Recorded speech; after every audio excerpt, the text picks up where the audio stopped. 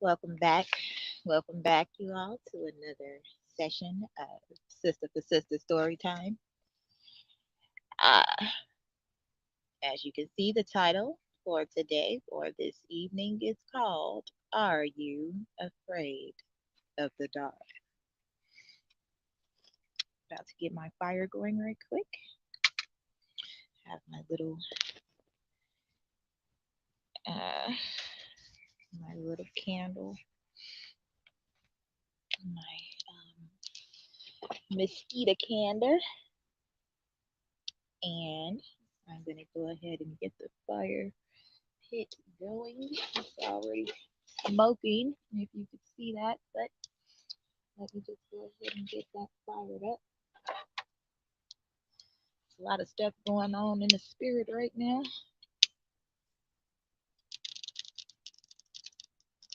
So let's go ahead. So again, as I said, are you afraid of the dark?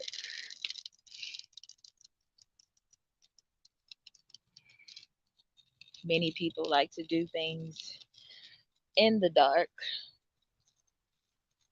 but they're still afraid of the dark because the things that they do in the dark shall be found out. And once those things, well, they are judged for those things, they will be in outer darkness, eternal darkness. I'm going to turn around so that the fire is behind me. That's good. All right. We're still on the topic of heathens and devil worship, sacrifice, human sacrifice, animal sacrifice, just killing everything for their own wicked purposes. So, hope everyone is doing good. Hope everyone is getting their houses in order because, as in the days of Noah, so shall the coming of the Son of Man be. Keep me lit up. The big fire for the session.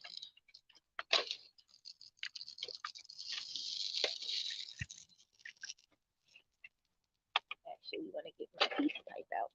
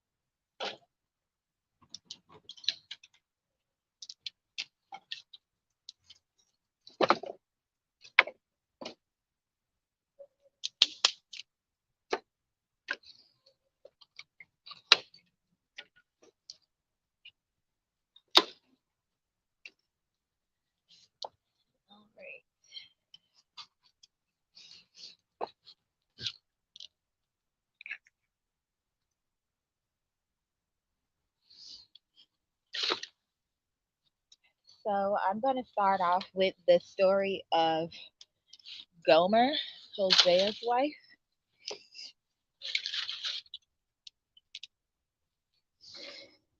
This is from the book of Hosea.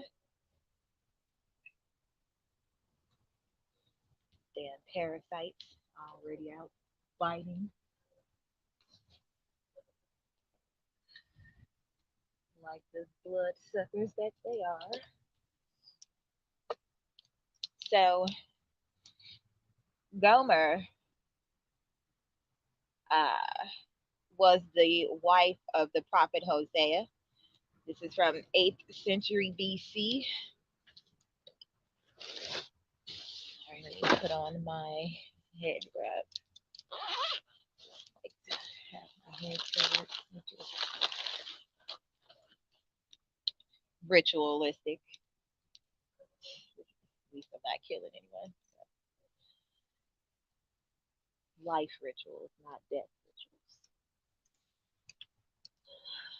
Okay. Yeah, there we go. Light it up. Light it up.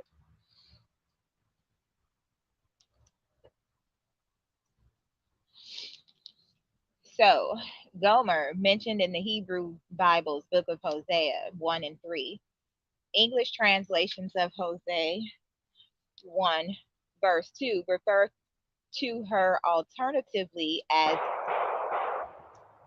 look at the devil, as a promiscuous woman in the NIV, a harlot in the NASB, and a whore in the KJV. But Hosea is told to marry her according to divine appointment.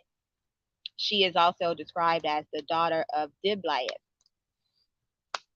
The children, Hosea 1 relates how Hosea has three children, a son called Jezreel, a daughter, Lo Ruhama, and another son, Lo Ami. All the names are described in the text as having symbolic meaning, reflecting the relationship between God and Israel. Jezreel is named after the valley of that name. Lo Ruhama is named to denote the ruined condition of the kingdom of Israel, and Lo Ami is named in token of God's rejection of his people. Although the latter two children are not specifically said to be Hosea's, James Mays says that this is hardly an implication of Gomer's adultery. In Hosea 3 and 1, however, it says that she is loved by another man and is an adulteress in the NIV.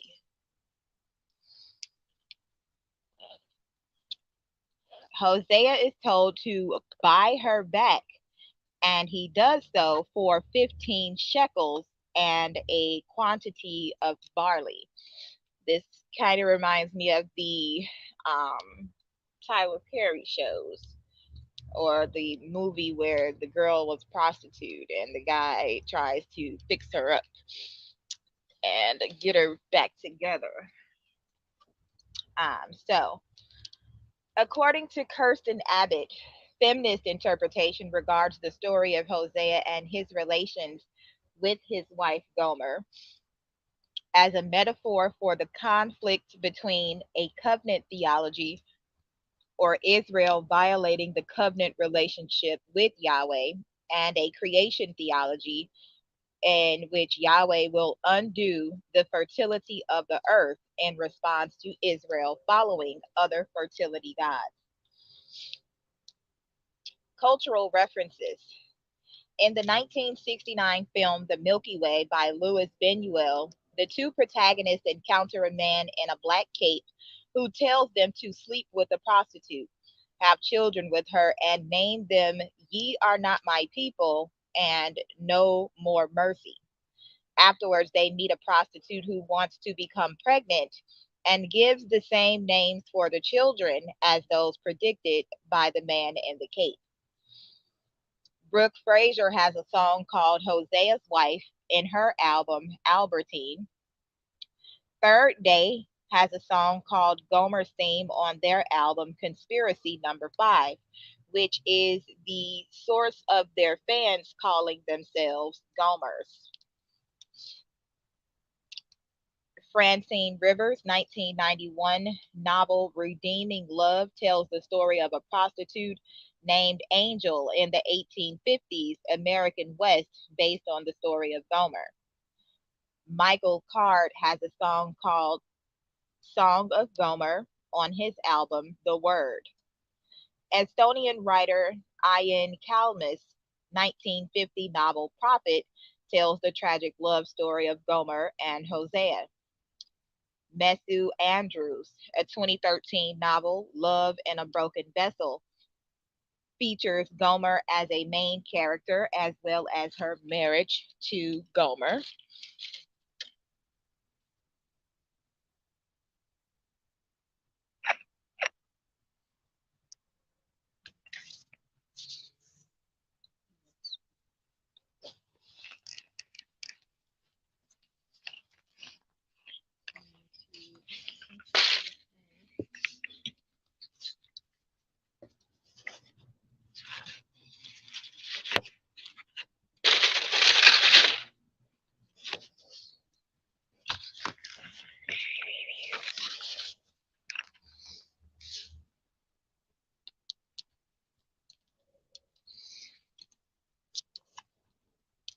Okay, so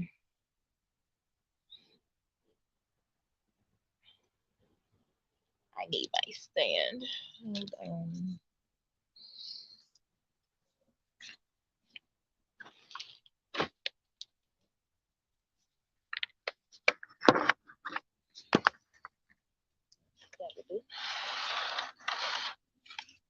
Okay.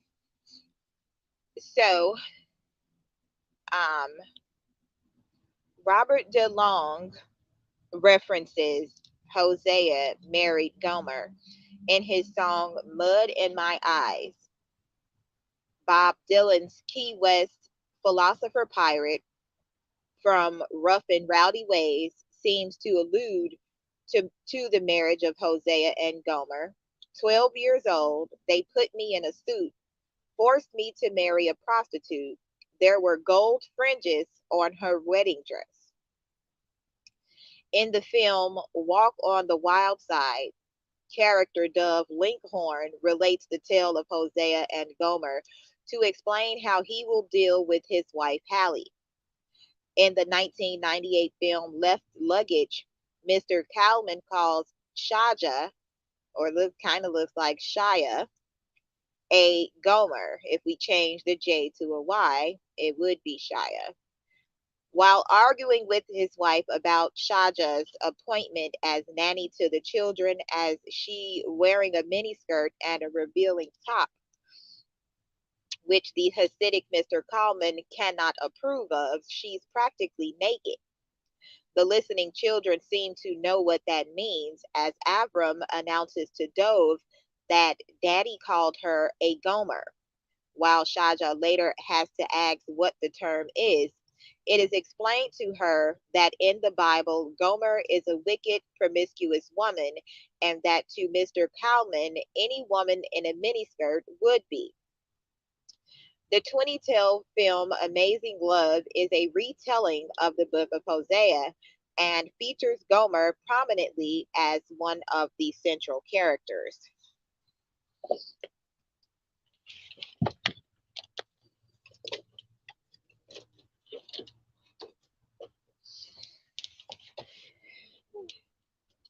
One second while I feed the fire.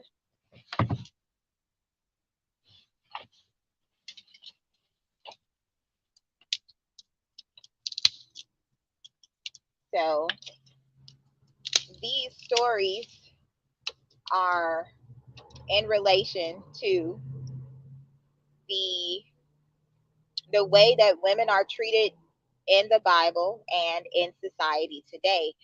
Their dismissal in most things, even though they're said to have made us quote unquote equal in in the way of the law.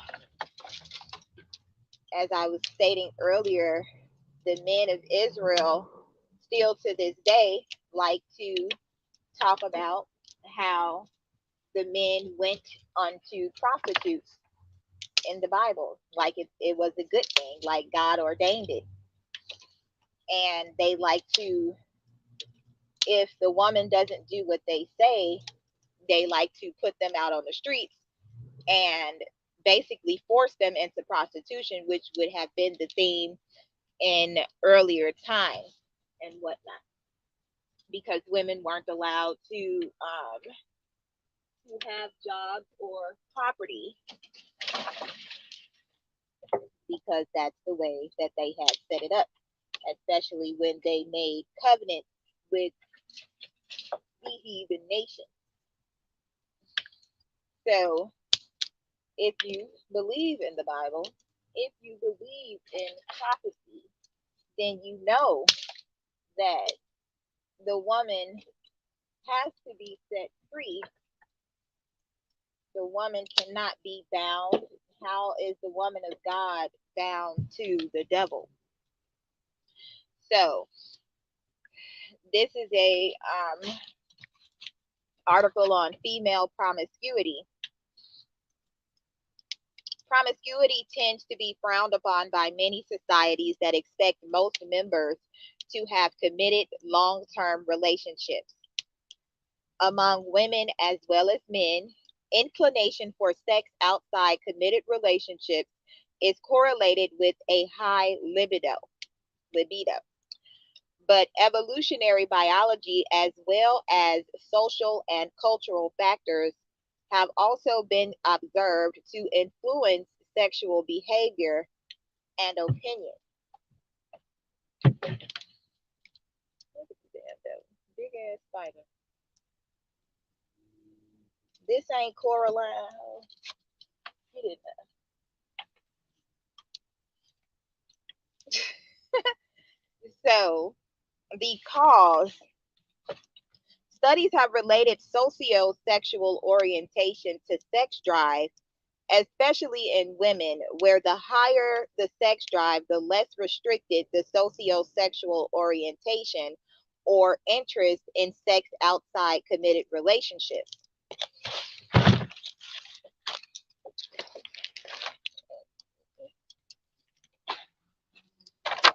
Trying to get situated. Want to make sure you guys can hear me because that's kind of low. Okay, now that's better. So, nevertheless, pertaining to the nature and nurture debate, there is some data emphasizing cultural factors more so for men than for women. I'm sorry, more so for women than for men. One review assessed that sociosexuality was affected most equally by heredity and environment unshared with siblings. Shared environments had relatively little effect. Men tend to have higher sociosexuality scores and be more unrestricted than women across a variety of cultures. However, there is more variability in scores within each gender than between men and women, indicating that although the average man is less restricted than the average woman, individuals may vary in sociosexual orientation regardless of gender. The psychology of it. Body esteem in women showed a significant positive correlation with sociosexual unrestrictedness. So did hip to waist ratio and two measures of virilization.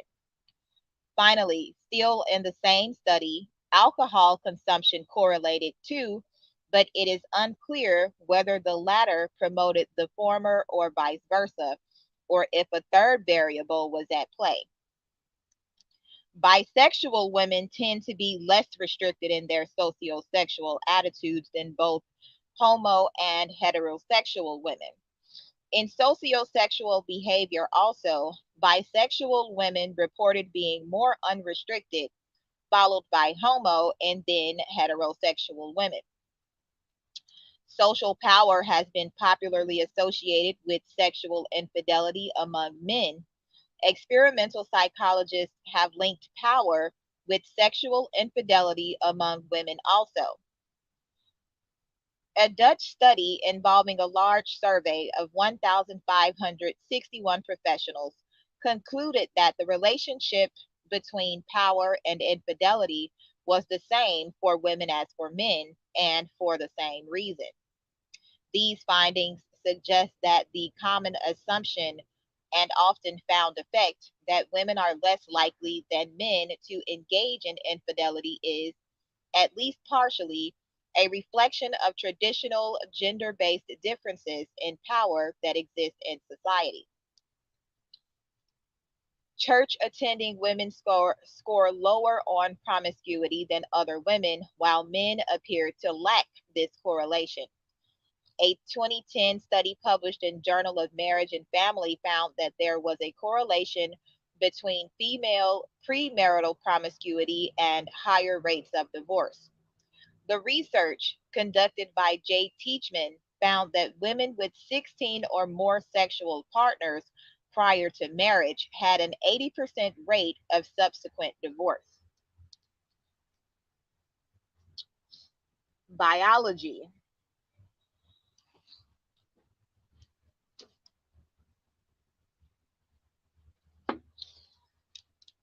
Men and women leading polyandrous lifestyles have higher levels of testosterone. However, it is unclear whether higher levels of testosterone cause increased sex drive and, in turn, multiple partners, or whether sexual activity with multiple partners causes the increase in testosterone. Sociosexuality in women is positively correlated with two measures of prenatal exposure to androgens, right digit ratio, and scores on the Vandenberg mental rotation test, providing some limited support to the virilization hypothesis of female promiscuity. The aforementioned hypothesis is not at all mutually exclusive with other hypotheses. The libido is correlated with the menstrual cycle, so that many women experience an increase in sexual desire several days immediately before ovulation. Testosterone levels rise gradually from about the 24th day of a woman's menstrual cycle until ovulation on about the 14th day of the next cycle. It is common for sex drive to diminish dramatically after menopause.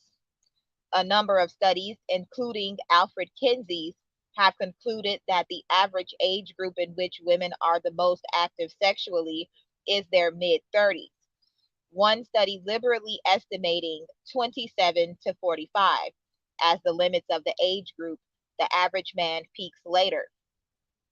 Women in this age group typically report having sexual fantasies greater in number and intensity, engaging in sexual activity more frequently, and being more interested in casual sex. One study in sexual antagonism suggested a possible genetic link between female androphilic promiscuity and male androphilia. Samoan tribal women exhibited a correlation between reproductive output and the likeliness of having androphilic grandsons, though not nephews. Rate of molecular evolution of the seminal protein gene SEMG2 correlates with levels of female promiscuity. Pathological overactivity of the dopaminergic mesolimbic pathway in the brain, forming either psychiatrically during mania or pharmacologically as a side effect of dopamine agonists. Specifically, D3 preferring agonist is associated with various addictions and has been shown to result among some subjects of either sex in overindulgent, sometimes hypersexual behavior.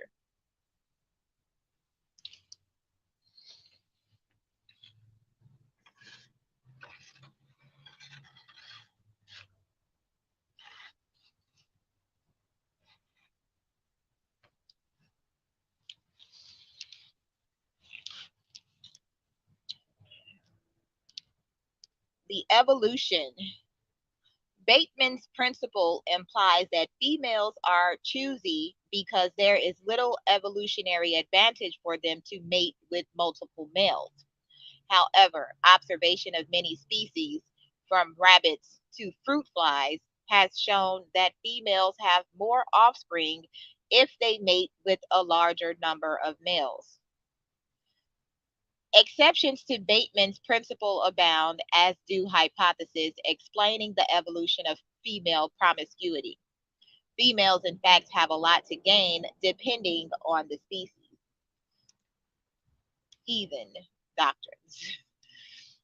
Many species once thought monogamous, including such birds as swans, are now known to engage in extra pair copulation because of all their um, experimentations and the adding of DNA, splicing DNA between different things, which is what causes these animals to now want multiple partners, just like the men, and even the animals being um LGBT. Like I never seen anything like it. Like my sister's dog, it would just go around humping whatever. Like you don't have no sense of smell or like what is that?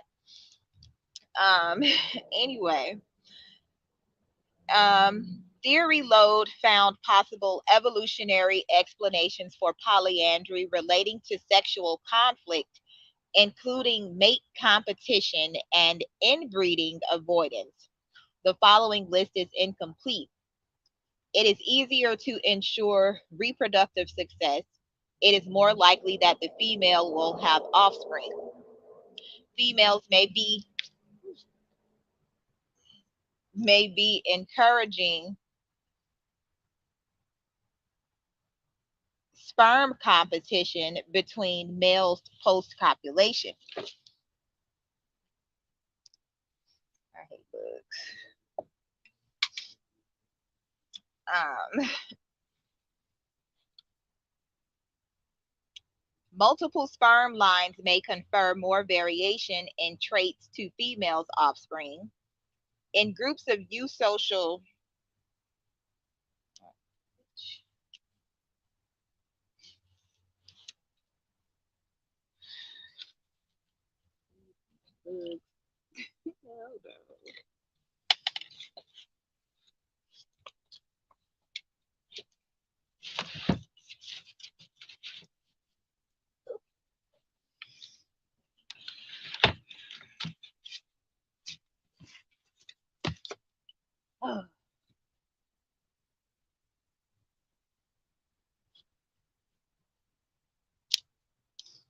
get thee behind me, Satan.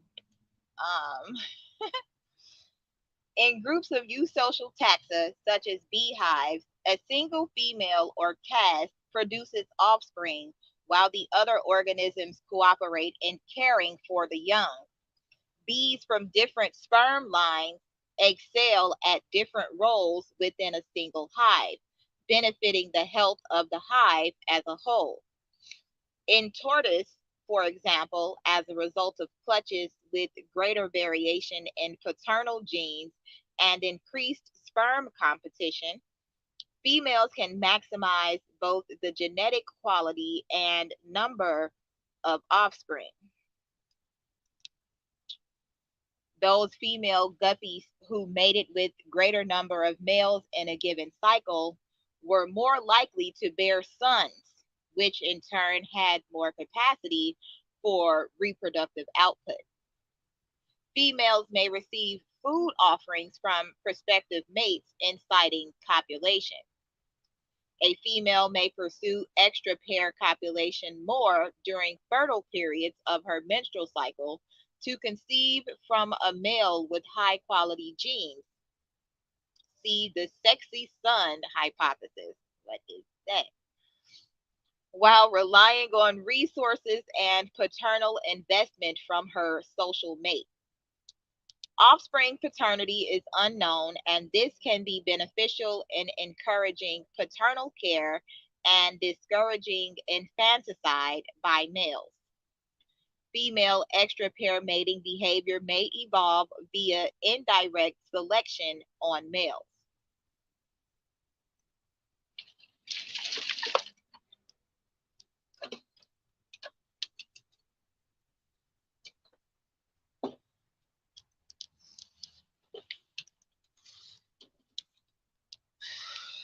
So, society and culture.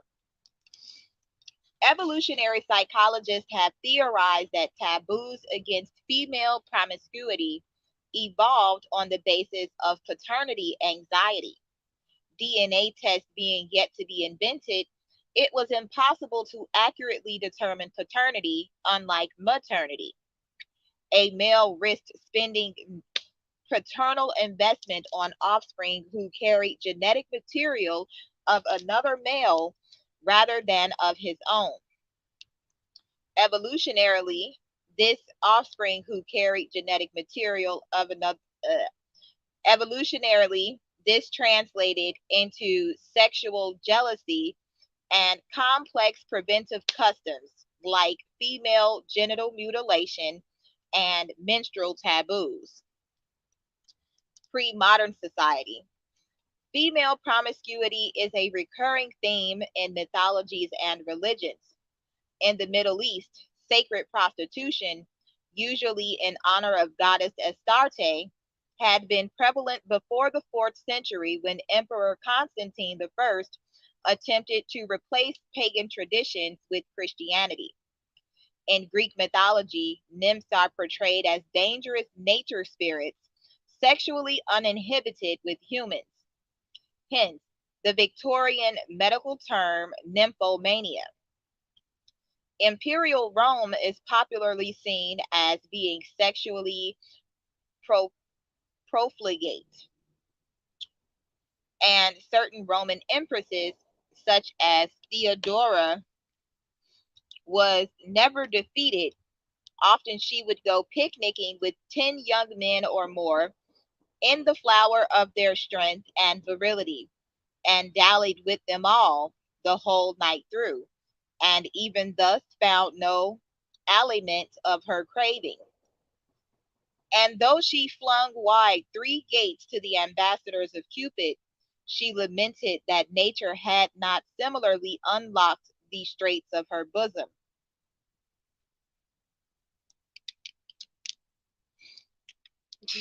Um,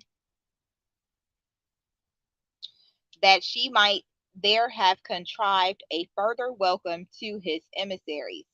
This is Procopius, The Secret History, how Theodora, the most depraved of all courtesans, won his love. The Bible features many female personages identified as being promiscuous. Among them, the whore of Babylon, Princess Jezebel, Prophetess Jezebel, Gomer, Rahab, Salome, and Potiphar's unnamed wife.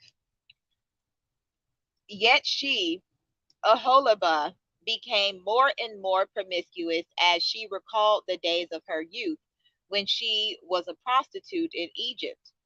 There she lusted after her lovers, whose genitals were like those of donkeys and whose emission was like that of horses. The Bible, NIV, the book of Ezekiel, what is that, 23:19 through 20. The development of chastity belts, apparently in the 14th century, proved handy to men worried about the prospect of their wives committing adultery. In modern cultures, many cultures have historically laid much restriction on sexuality, most emphatically against immoderate expression of sexuality by women. In contrast, some recent ethical philosophies uh,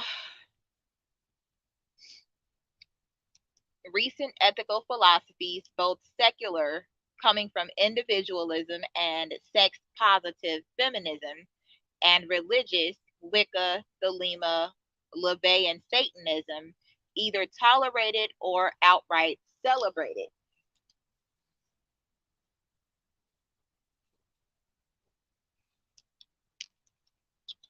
We believe that it is fundamentally a radical political act to deprivatize sex. So much oppression in our culture is based on shame about sex. The oppression of women, of cultural minorities, oppression in the name of the presumably asexual family, oppression of sexual minorities. We are all oppressed. We have all been taught one way or another that our desires, our bodies, our sexualities are shameful. What better way to defeat oppression than to get together in communities and celebrate the wonders of sex? Chapter 22, Group Sex, Public Sex, Orgies.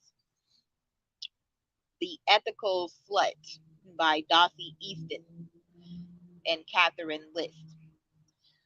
Public opinion has fluctuated over the centuries with such downturns as New England Puritanism 1630 through 1660 and the Victorian era 1837 to 1901 when hypersexuality was often treated as an exclusively female disorder diagnosed on the grounds of as little as masturbation alone.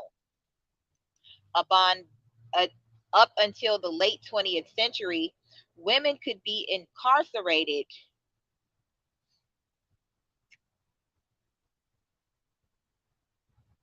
for promiscuous behavior in so-called Magdalen asylums, the last of which was closed in Ireland in 1996. Ontario used the Female Refugees Act to incarcerate women felt to be incorrigible. Following the Industrial Revolution 1760 to 1840, as Western countries underwent industrialization and urbanization, education and employment opportunities were increasing for women. This environment gave rise in the late 19th century to the feminist ideal called the New Woman, a personification of female economic, sexual, and other autonomy, which had a profound influence on feminism well into the 20th century. It wasn't until the Married Women's Property Act of 1882 that female British citizens were no longer legally compelled upon marriage to transfer all their property to their husbands. The women's movement was closely allied with the free love movement, whose advocates had a strong belief that a woman ought to be herself sovereign over her body. Laws against adultery were based upon the idea that woman is a chattel, so that to make love to a married woman is to deprive the husband of her services. It is the frankest and most crass statement of a slave situation. To us, every woman has an absolute right to travel in her own orbit. There is there is no reason why she should not be the ideal Hasra if that chance to be her will. But society has no right to insist upon that standard. It was, for practical reasons, almost necessary to set up such taboos in small communities, savage tribes, where the wife was nothing but a general servant, where the safety of the people depended upon a high birth rate. But today, woman is economically independent, becomes more so every year. The result is that she instantly asserts her right to have as many or as few men or babies as she wants or can get. And she defies the world to interfere with her. More power to her. This is Aleister Crowley. The law is for all. The new comment. The Roaring Twenties have been described as a time when gin was the national drink and sex the national obsession. Popular at that time was a female subculture called flappers, who flouted social and sexual norms and were considered a significant challenge to Victorian gender roles. But these sentiments were then overshadowed by the Great Depression. Despite this, the 1925 silent film The Red Kimono, sympathetic towards its promiscuous protagonist, was subject to severe censorship and led to a landmark legal case called Melvin versus Reed. The 1950s in America is stereotyped to have been sexually repressed, though not as severely as the Victorian era. Female promiscuity in particular became substantially more accepted in Western culture after the sexual revolution of the 1960s, which resonated with the hippie movement. It also became more prevalent a theme in mass media, including cinema, like Sex and the City, and music like Erotica by Madonna. One second while I feed the fire.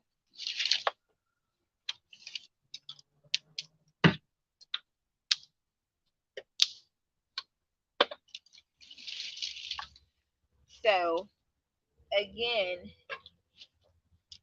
society thought to make all women look the same, no matter if she was promiscuous or not, so that a husband, she would be, they want the woman to be a possession or like property, just like a man owning a house. You know, it's his house, he can do whatever he wants to do with it. The woman had no say so. Um, he can tell her what to do, what not to do, where to go, who to hang with, how to dress. Even if she, like, I used to date a guy that, and this has happened to me multiple times. It doesn't matter what you do or how you do it. I would wear long, flowing dresses. I like sort of like Victorian style stuff. I like cardigans that sweepers that hang to the floor, and it would always be something. Who you trying to look good for? Da, da, da, da, da. So I'll down dress, put on some pants and a t-shirt. It's still a problem. Like, so what are you supposed to do?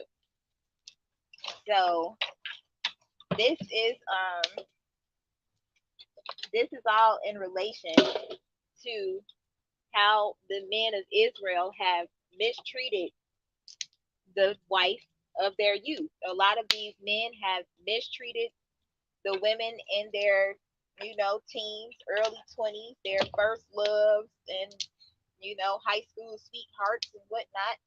And then they use the Bible and societal extremes of what a woman is supposed to be and how she's supposed to be to try to diminish the woman when she didn't have to do anything. And most times these men will have been cheating on that same woman, having children outside of the relationship, and still blame the woman for leaving or cheating in revenge, or just simply leaving and remarrying, which they consider an ultimate sin. Oh, you had five husbands, and the man that you're with isn't your husband. That's their favorite scripture to read. So,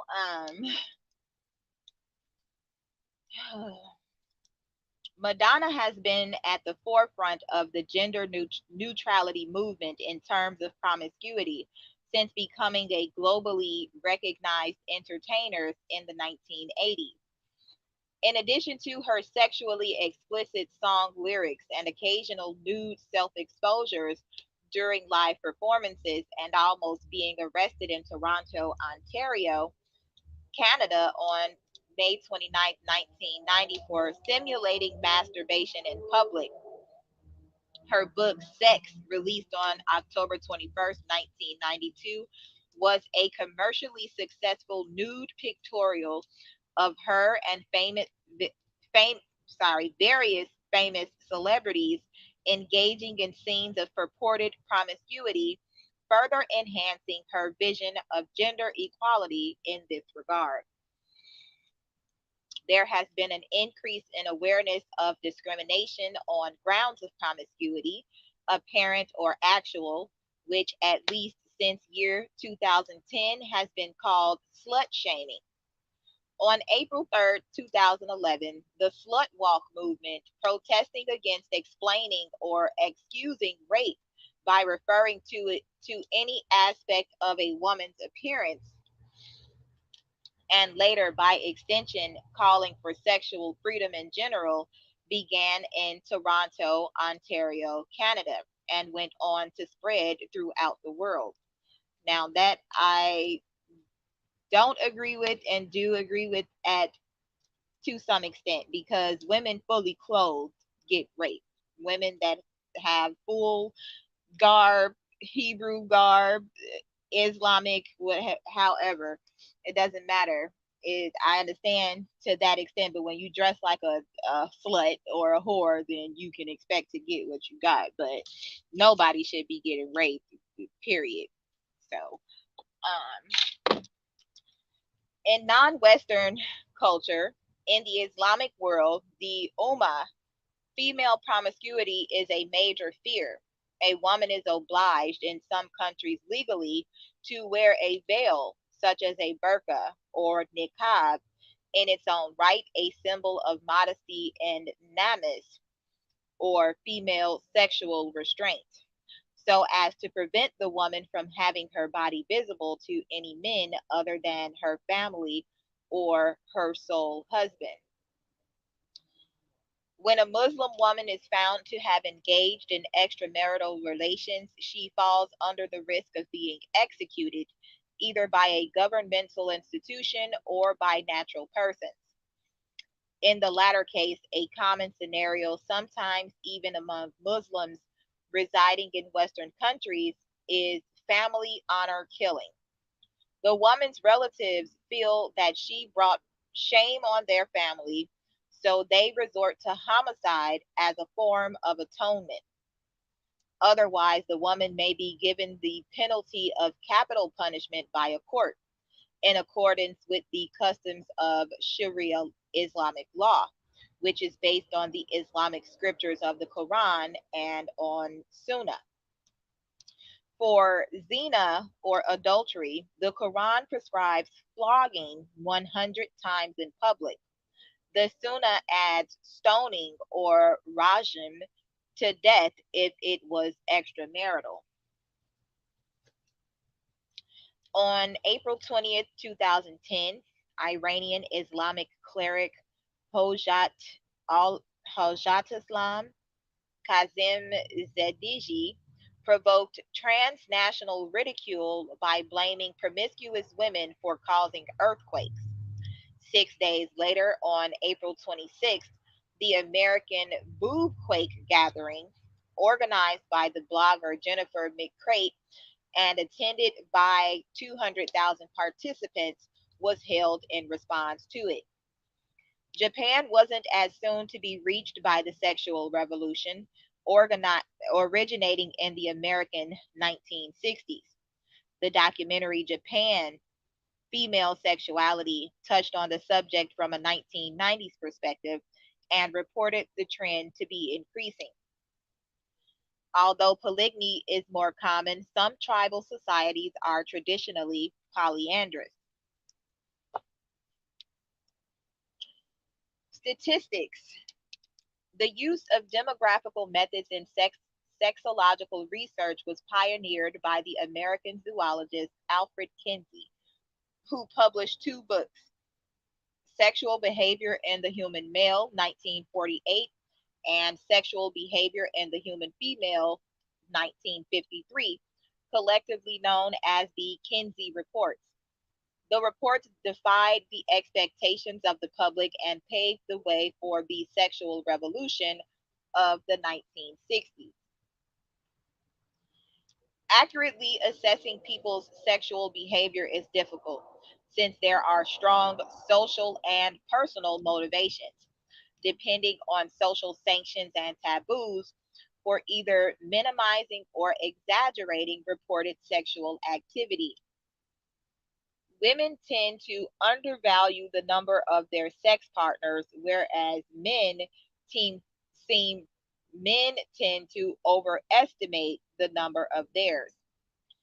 In a 1994 study in the United States, almost all married heterosexual women reported having sexual contact only with their husbands, and unmarried women almost always reported having no more than one sexual partner in the past 3 months. Lesbians who had a long term partner reported having fewer outside partners than heterosexual women. More recent research, however, contradicts the assertion that heterosexual women are largely monogamous. A 2002 study estimated that 45% to 55% of married heterosexual women engage in sexual relationships outside their marriage, while the estimates for heterosexual males in the same study were greater at 50 to 60%. The data indicates that a significant portion of married heterosexual women have or had sexual partners other than their spouse as well. One international study found women to be more variable than men in their sex drive. International measurements of promiscuity are inconsistent from study to study, varying by methodology used. Due to practical reason, the inability to survey a country's entire population, all studies of this class are inductive, generalizing about the general population based on assessments of sample groups supposed to be representative of the larger population being studied. For example, in a non scientific study conducted by the condom making company Durex, British women reported fewer partners than British men, while the only country where women reported more sex partners than men did was New Zealand, 20.4 versus 16.8, which was also the country where women reported more sex partners than did women from all other countries surveyed. To further complicate matters, a well known study in general sociosexuality that surveyed 14,059 people across 48 countries placed New Zealand, which came right before Slovenia, second to Finland, the United States, and the unisex scores of the same study came in 22nd. Terminology: sexual relations Sexual relations with multiple males are termed polyandry. It has a more specific meaning in zoology, where it refers to a type of mating system, and in anthropology, where it refers to a type of marriage. Sexual relations with multiple females are termed polygyny, but in zoology, it can only be applied to heterosexual relations. Polyamory is sometimes defined as non monogamy with consent of all partners involved, if within or without committed relationships. Attitudinal differences concerning sex outside committed relationships are referred to under the term sociosexual orientation or simply sociosexuality. Since at least 1450, the word slut has been used, often pejoratively, to describe a sexually promiscuous woman. In and before the Elizabethan and Jacobean eras, terms like strumpet and whore were used to describe women deemed promiscuous, as seen, for example, in John Webster's 1612 play, The White Devil. Discrimination targeting individuals, specifically women, for sexual behavior deemed excessive has been referred to since at least spring of 2010, with the neologism slut shaming, also hyphenated slut shaming. Cuckold, however you say it, cuckold fetish is colloquial for a paraphilia in which sexual gratification is gained from maintenance or observation of sexual relations by a woman with a man or a number of men besides her husband, boyfriend, or long term male sex partner. The popular slang cougar refers to a woman who seeks sexual relations with considerably younger men. The term fallen woman was used to describe a woman who has lost her innocence and fallen from the grace of God. In Victorian Britain, especially, the meaning came to be closely associated with the loss or surrender of a woman's chastity. Its use was an expression of the belief that to be socially and morally acceptable, a woman's sexuality and experience should be entirely restricted to marriage, and that she should also be under the supervision and care of an authoritative man. All right, now back to Gomer. Um, Gomer is supposed to be from Jezreel. Let me make sure.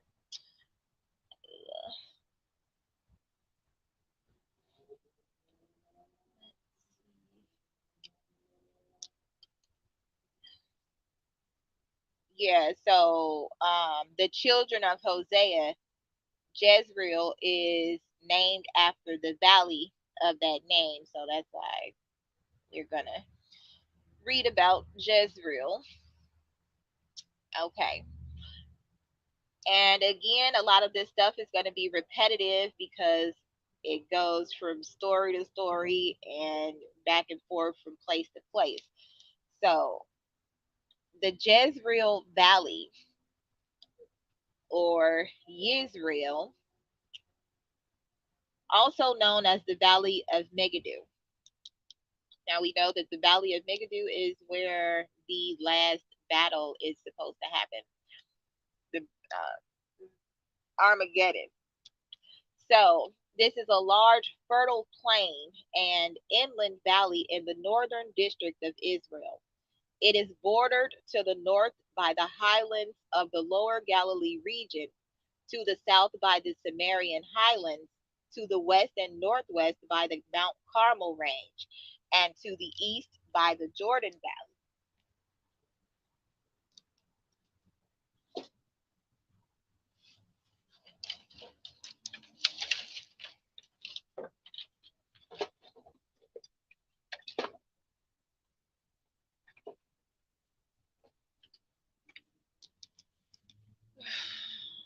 Okay.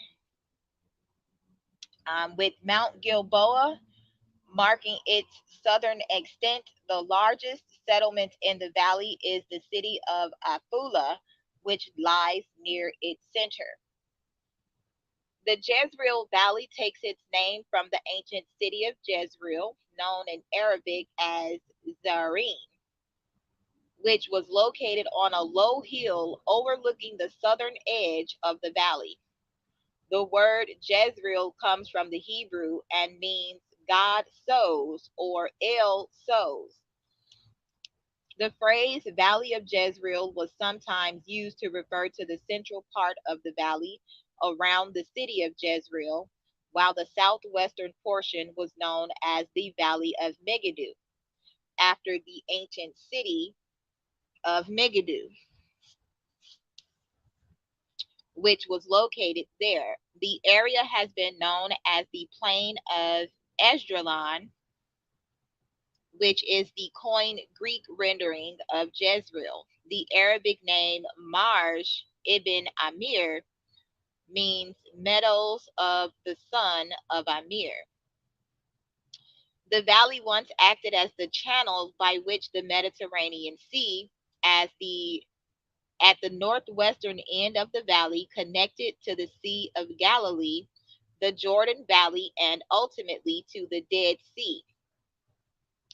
About 2 million years ago, as the land between the Mediterranean Sea and the Jordan Rift Valley rose, this connection was lost, and the periodic floods from the Mediterranean Sea ceased. This resulted in the Dead Sea no longer having a connection to the ocean, and over time, due to greater evaporation than precipitation plus surface water inflow, it has become heavily saline. The Sea of Galilee, on the other hand, consists of fresh water.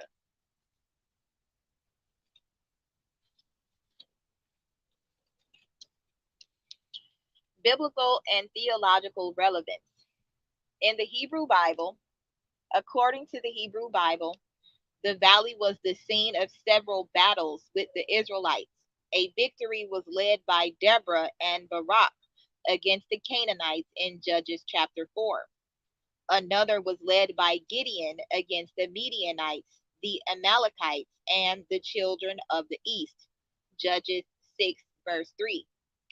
It was later the location at which the Israelites, led by King Saul, were defeated by the Philistines. 1 Samuel 29, 1 through 29. Uh, whatever. Yeah, 29 and 1 through 29. According to textual scholars, the accounts of an ancient Philistine victory at Jezreel derives from the monarchical source, in contrast to the republican source, which places the Philistine victory against the Israelites at Mount Gilboa in 1 Samuel 28 and 4. Another defeat was of King Josiah by the Egyptians, 2 Kings 23, verse 29. According to 2 Kings 9, 1 through 9, the Jezreel Valley was where Jehu massacred all the members of the Omride family. In Christian eschatology, the part of the valley on which the Battle of Megiddo was fought is believed to be the destined site of the penultimate battle between good and evil, with a later final battle taking place 1,000 years later around Jerusalem. The place being known as Armageddon, a toponym derived from the Hebrew Har Megiddo or Mount Megiddo. History. The valley formed an easier route through Israel than crossing the mountains on either side, and so saw a large amount of traffic and was the site of many historic battles. Archaeological excavations have indicated near continuous settlement from Gausulian culture of the Chalcolithic age, 4500 through 3300 BCE, to the Ayyubid periods of the 11th through 13th centuries CE. Copper, Bronze, and Iron Ages. Biblical cities in the Jezreel Valley include Jezreel, Megiddo, Beit Shean, Shimron, and Afula. There is a surviving detailed account of the earliest battle for the Jezreel Valley, the 15th century BC Battle of Megiddo, to prove that it was fought in the valley. Due to the surrounding terrain, Egyptian chariots were only able to travel from Egypt as far as the Jezreel Valley and the valley north of Lake Hule.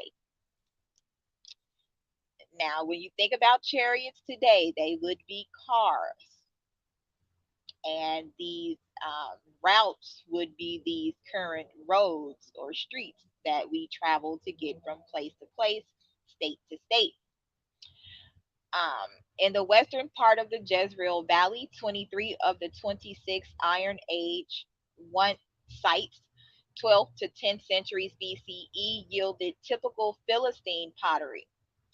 These sites include Tel Megiddo, Tel Yachnium, Tel Kiri, Afula, Tel Kashish, Beer Tibion, Herbat Hazin, Tel Rizim, Tel Reala, Herbat Tezor, Tel Sham, Midrach Oz, and Tel Zarik.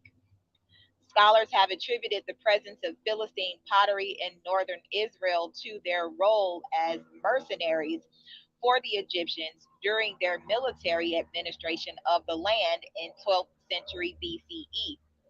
This presence may also indicate further expansion of the Philistines to the valley during the 11th century BCE or their trade with the Israelites. There are biblical references to Philistines in the valley during the times of the judges. The quantity of Philistine pottery within these sites are still quite small, which means that even if the Philistines did settle the valley, they were a minority that blended within the Canaanite population during the 12th century BC. The Philistines seem to have been present in the southern valley during the 11th century, which may relate to the biblical account of their victory at the Battle of Gilboa.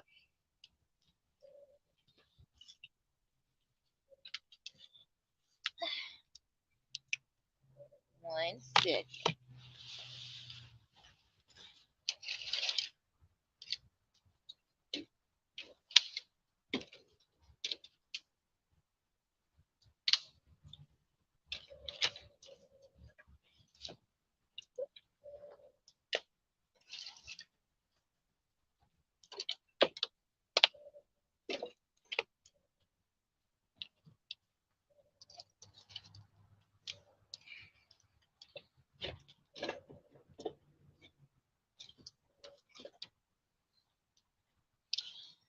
All right. So in the Roman period, in the late Second Temple period, Josephus refers to both the Jezreel Valley and the Beit Netophah Valley as the Great Plain. And again, as I stated, relate these places to places here in America. In the Ottoman era, Lawrence Oliphant, who visited the Akko Sanjak Valley area in 1887, then a sub province of the Beirut Vilayet, wrote that the valley of Esdraelon, or Jezreel, was a huge green lake of waving wheat, with its village crowned mounds rising from it like sands. I'm sorry, like islands. And it presents one of the most striking pictures of luxuriant fertility which it is possible to conceive. In the early 1900s, the Ottomans constructed the Jezreel Valley Railway, which ran along the entire length of the valley. Wonder why all these trains are derailing all of a sudden. In the 1870s, the Sursak family of Beirut, present day Lebanon, purchased the land from the Ottoman government for approximately £20,000. Between 1912 and 1925, the Sursak family, then under the French Mandate of Syria, Sursak sounds like the Sioux, or what are they called? It's something like the Sock and Fox or something like that. Native American tribes. They sold theirs for 80,000 acres. So their 80,000 acres for 300 or 320 kilometers squared of land in the Vale of Jezreel to the American Zion Commonwealth for about nearly £750,000. The land was purchased by the Jewish organization as part of an effort to resettle Jews who inhabited the land as well as others who came from distant lands. Hence, we didn't land on Plymouth Rock, Plymouth Rock landed on us. British Mandate.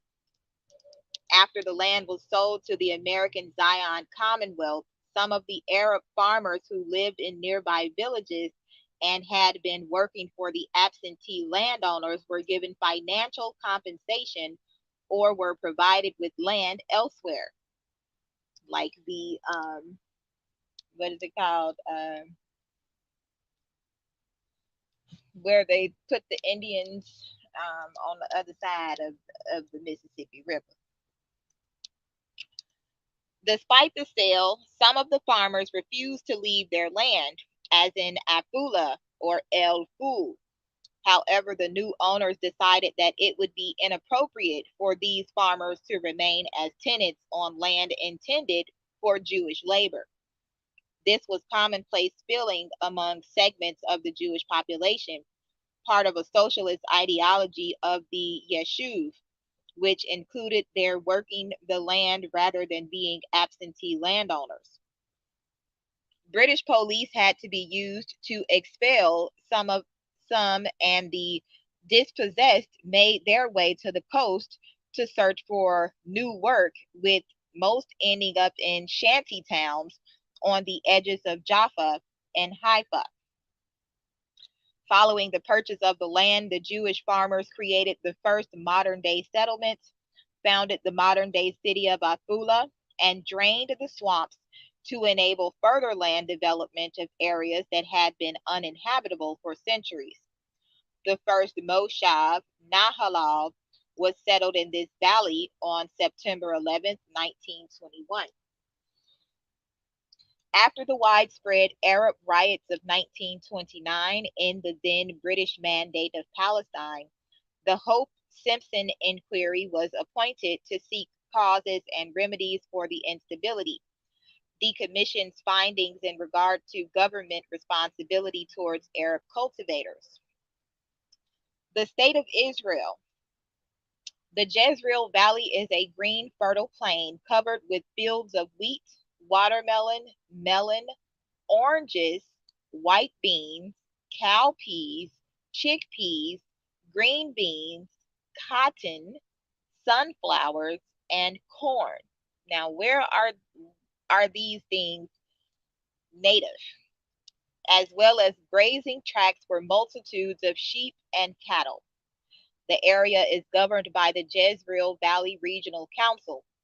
The Max Stern College of Emek Yisrael and the Emek Medical Center are located in the valley. In 2006, the Israeli Transportation Ministry and Jezreel Valley Regional Council announced plans to build an international airport near Megiddo, but the project was shelved due to environmental objections.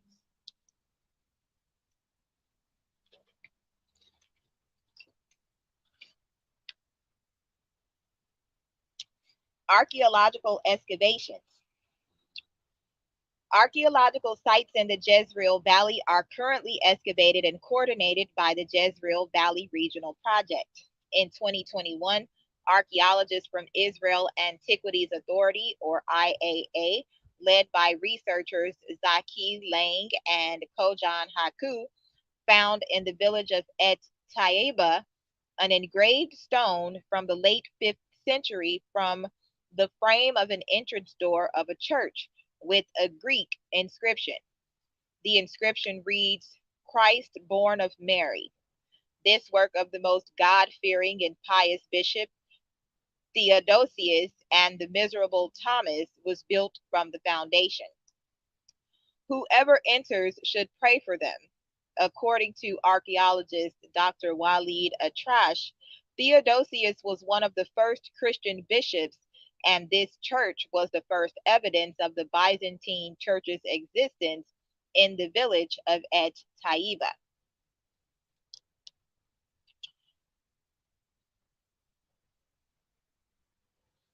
So, again, we're going to touch on prostitution because we want to get a full understanding of how it is used in a biblical sense. So, prostitution is the business or practice of engaging in sexual activity in exchange for payment. The definition of sexual activity varies and is often defined as an activity requiring physical contact, or sexual intercourse, non penetrative sex, oral sex, etc., with the customer. The requirement of physical contact also creates the risk of transferring diseases. Prostitution is sometimes described as sexual services, commercial sex, or colloquially hooking. It is sometimes referred to euphemistically as the world's oldest profession in the English speaking world. A person who works in this field is called a prostitute and often a sex worker. Prostitution occurs in a variety of forms and its legal status varies from country to country, sometimes from region to region within a given country, ranging from being an enforced or unenforced crime to unregulated to a regulated profession. It is one branch of the sex industry along with pornography, stripping, and erotic dancing. Brothels are establishments specifically dedicated to prostitution. In escort prostitution, the act may take place at the client's residence or hotel room, referred to as outcall, or at the escort's residence or a hotel room rented for the occasion by the escort, or in call. Another form is street prostitution. There are about 42 million prostitutes in the world, living all over the world, though most of Central Asia, the Middle East, and Africa lack data. Studied countries in that large region rank as top sex tourism destinations. Estimates place the annual revenue generated by prostitution worldwide to be over $100 billion. The majority of prostitutes are female and have male clients. The position of prostitution and the law varies widely worldwide, reflecting differing opinions. Some view prostitution as a form of exploitation of or violence against women and children that helps to create a supply of victims for human trafficking. Some critics of prostitution as an institution are supporters of the Nordic model that decriminalizes the act of selling sex and makes the purchase of sex illegal. This approach has also been adopted by Canada, Iceland, Ireland, Northern Ireland, Norway, France, and Sweden. Others view sex work as a legitimate occupation whereby a person trades or exchanges sexual acts for money. Amnesty International is one of the notable groups calling for decriminalization of prostitution.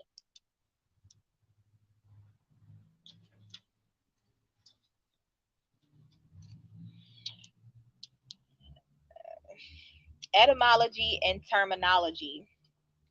In general, prostitute is derived from the Latin prostituta. Some sources cite the verb as a composition of pro, meaning up front or forward, and stitur, defined as to offer up for sale. Another explanation is that prostituta is a composition of pro and stature, to cause to stand, to station, or place erect. A literal translation, therefore, is to put up front for sale or to place forward. The online etymology dictionary states the notion of sex for hire is not inherent in the etymology, which rather suggests one exposed to lust or sex indiscriminately offered. The word prostitute was then carried down through various languages to the present day Western society. Most sex worker activist groups reject the word prostitute and since the late 1970s have used the term sex worker instead. However, sex worker can also mean anyone who works within the sex industry or whose work is of a sexual nature and is not limited solely to prostitutes. A variety of terms are used for those who engage in prostitution, some of which distinguish between different types of prostitution or imply a value judgment about them. Common alternatives for prostitute include escort and whore. However, not all professional escorts are prostitutes. The English word whore derives from the Old English word hora, from the Proto Germanic Horon, prostitute, which derives from the Proto Indo European root K, meaning desire, a root which has also given us Latin caris, dear, whence the French cher, dear, expensive, and the Latin caritas, love or charity. Use of the word whore is widely considered pejorative, especially in its modern slang form of hoe. In Germany, however, most prostitutes organizations deliberately use the word Hure or whore since they feel that prostitute is a bureaucratic term. Those seeking to remove the social stigma associated with prostitution often promote terminology such as sex worker, commercial sex worker, CSW, or sex trade worker. Another commonly used word for a prostitute is hooker, although a popular etymology connects hooker with Joseph Hooker, a Union general in the American Civil War. The word more likely comes from the concentration of prostitutes around the shipyards and ferry terminal of the Corlears Hook area of Manhattan in the 1820s, who became to be referred to as hookers. A streetwalker solicits customers on the streets or in public places, while a call girl makes appointments by phone or in recent years through email or the internet. One moment while I feed the fire.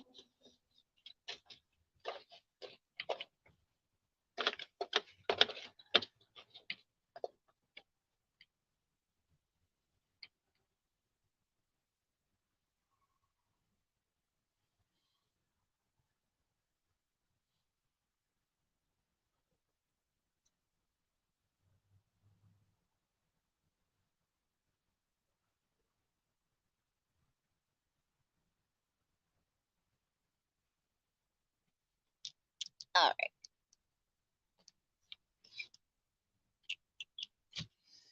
where's my battery? 1 and 24 elders.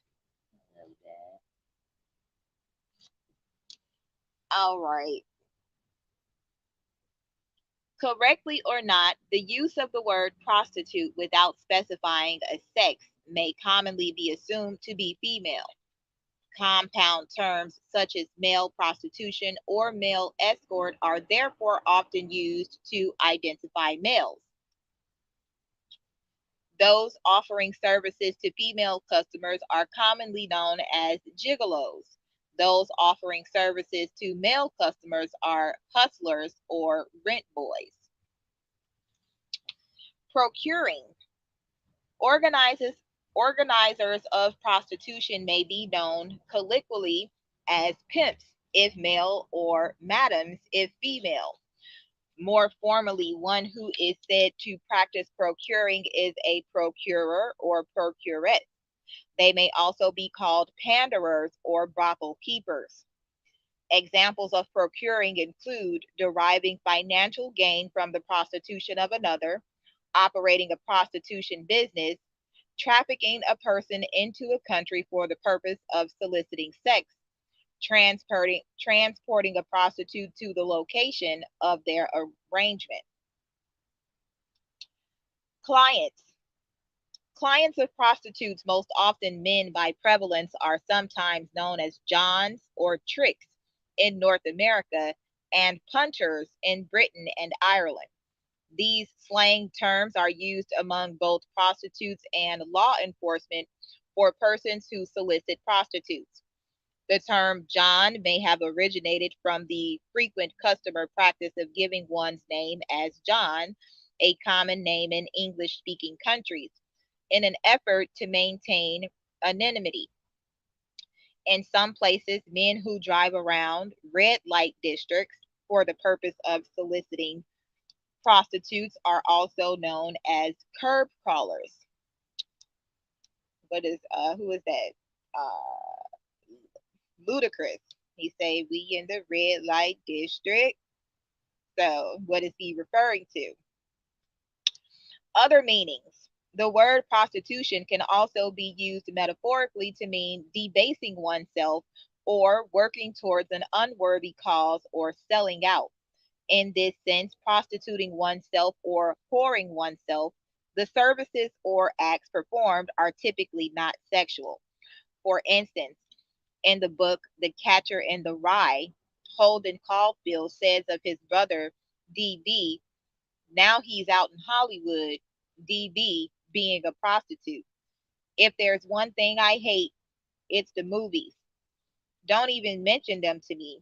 DB is not literally a prostitute. Holden feels that his job writing B movie screenplays are morally debasing. The prostitution metaphor, traditionally used to signify political inconsistency, unreliability, fickleness, a lack of firm values and integrity, and venality, has long been a staple of Russian political rhetoric. One of the famous insults of Leon Trotsky made by Vladimir Lenin was calling him a political prostitute. Leon Trotsky used this epithet himself, calling German social democracy at that time corrupted by Kautskyism, a political prostitution disguised by theories.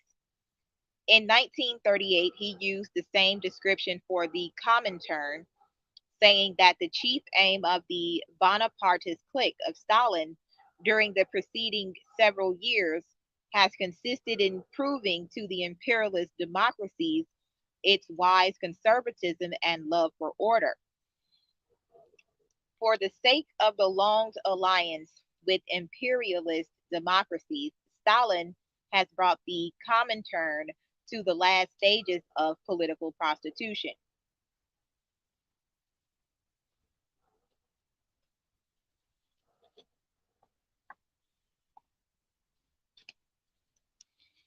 Besides targeting political figures, the term is used in relation to organizations and even small countries, which have no choice but to sell themselves because their voice in world affairs is insignificant. In 2007, a Russian caricature depicted the Baltic states as three ladies of the night, vying for the attentions of Uncle Sam since the Russian client has run out of money.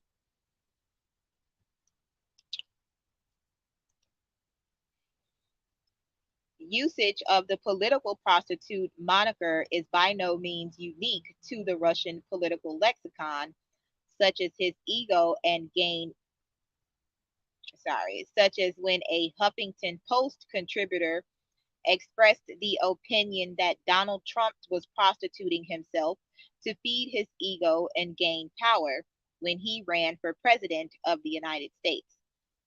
Sex worker researcher and writer Gail Feddersen writes that these metaphorical usages exist because the term prostitute gradually took on a Christian moralist tradition as being synonymous with debasement of oneself or of others for the purpose of ill gotten gain.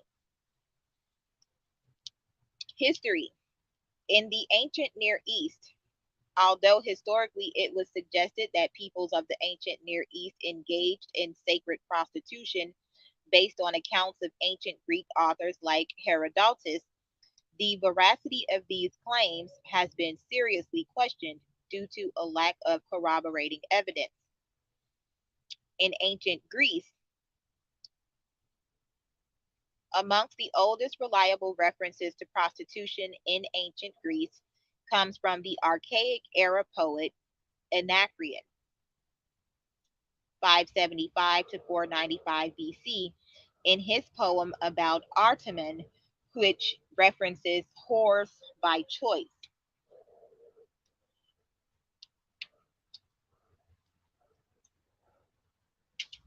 The record of prostitution in the classical period is better documented and includes references to both freeborn voluntary prostitutes, including the high social status heterae, as well as involuntary slave prostitutes.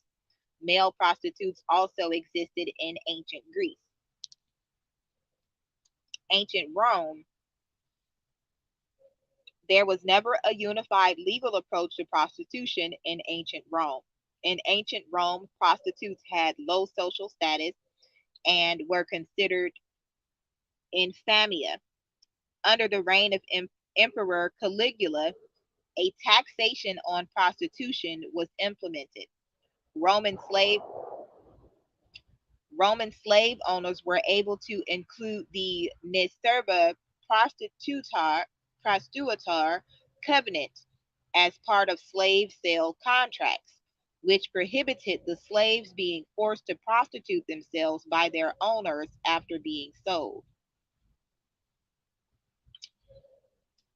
In Asia, according to Shia Muslims, Muhammad sanctioned fixed term marriage, muta'a in Iraq and sikhe in Iran, which has instead been used as a legitimizing cover for sex workers in a culture where prostitution is otherwise forbidden. Hence, the Muslim strip clubs, which where they are fully clothed but twerking and such. So, Sunni Muslims, who make up the majority of Muslims worldwide,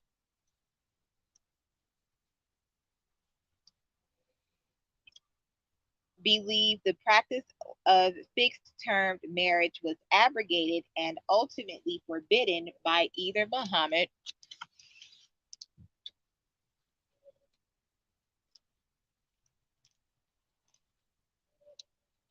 or one of his successors, Umar. Sunnis regard prostitution as sinful and forbidden. Some Western writers have argued that muta approximates prostitution, and Nika Misyar, Julie Partial, writes that muta is legalized prostitution, which has been sanctioned by the Twelver Shia authorities. She quotes the Oxford Encyclopedia of Modern Islamic World to differentiate between marriage, nikah, and muta, and states that while nikah is for procreation, muta is just for sexual gratification. According to Zaino Baran, this kind of temporary marriage provides Shiite men with a religiously sanctioned equivalent to prostitution. According to Elena Adriva's observation published in 2007, Russian travelers to Iran considered muta to be legalized profligacy, which is indistinguishable from prostitution. Religious supporters of muta argue that temporary marriage is different from prostitution for a couple of reasons, including the necessity of iddah in case the couple have sexual intercourse. It means that if a woman marries a man in this way and has sex, she has to wait for a number of months before marrying again, and therefore, a woman cannot marry more than 3 or 4 times in a year. In the early 17th century, there was widespread male and female prostitution throughout the cities of Kyoto, Edo, and Osaka, Japan. Oiran were courtesans in Japan during the Edo period. The Oiran were considered a type of yujo, woman of pleasure, or prostitute. Among the Oiran, the Taiyu was considered the highest rank of courtesan, available only to the wealthiest and highest ranking men. To entertain their clients, Oiran practiced the arts of dance, music, poetry, and calligraphy, as well as sexual services, and an educated wit was considered essential for sophisticated conversation. Many became celebrities of their times outside the pleasure districts. Their art and fashions often set trends among wealthy women. The last recorded Oran was in 1761. Although illegal in modern Japan, the definition of prostitution does not extend to a private agreement reached between a woman and a man in a brothel. Yoshiwara has a large number of soaplands that began when explicit prostitution in Japan became illegal, where women washed men's bodies. They were originally known as Toruku Buru, meaning Turkish bath. The Mahabharata and the Matsya Purana mention fictitious accounts of the origin of prostitution, although later Vedic texts tacitly as well as overtly mention prostitutes. It is in the Buddhist literature that professional prostitutes are noticed. A Taiwaf was a courtesan who catered to the nobility of the Indian subcontinent, particularly during the era of the Mughal Empire. These courtesans danced, sang, recited poetry, and entertained their suitors at mayfils or mehfils. Like the geisha tradition in Japan, their main purpose was to professionally entertain their guests, and while sex was often incidental, it was not assured contractually. High class or the most popular Thai wops could often pick and choose between the best of their suitors. They contributed to music, dance, theater, film, and the Urdu literary tradition. In the Middle Ages, throughout the Middle Ages, the definition of a prostitute has been ambiguous, with various secular and canonical organizations defining prostitution in constantly evolving terms. Even though medieval secular authorities created legislation to deal with the phenomenon of prostitution, they rarely attempted to define what a prostitute was because it was deemed unnecessary to specify exactly who fell into that specific category of a prostitute. The first known definition of prostitution was found in Marcel's 13th century statutes, which included a chapter entitled De Meretricibus, or regarding prostitutes. The Marcellus designated prostitutes as public girls who, day and night, received two or more men in their house, and as a woman who did business trading their bodies within the confines of a brothel. A 14th century English tract, Fasciculus Morum, states that the term prostitute, termed meretrix, in this document must be applied only to those women who give themselves to anyone and will refuse none, and that for monetary gain. In general, prostitution was not typically a lifetime career choice for women. Women usually alternated their career of prostitution with petty retailing and victualling, or only occasionally turned to prostitution in times of great financial need.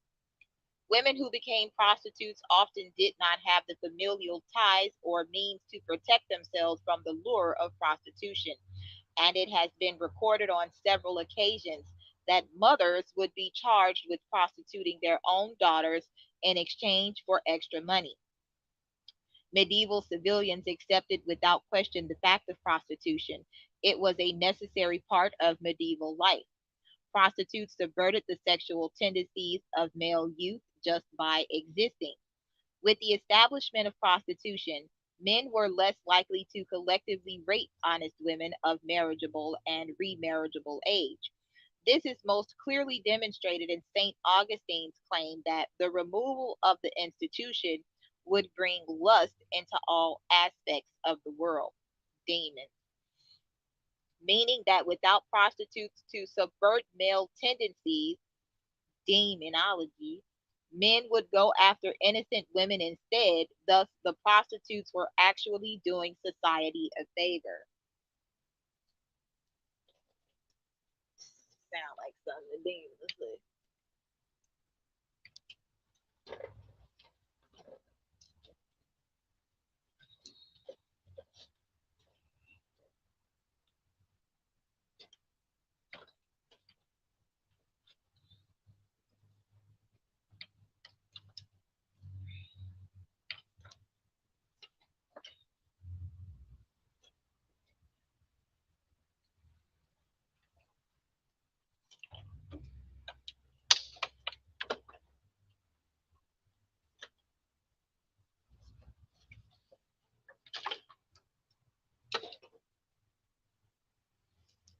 Dang it.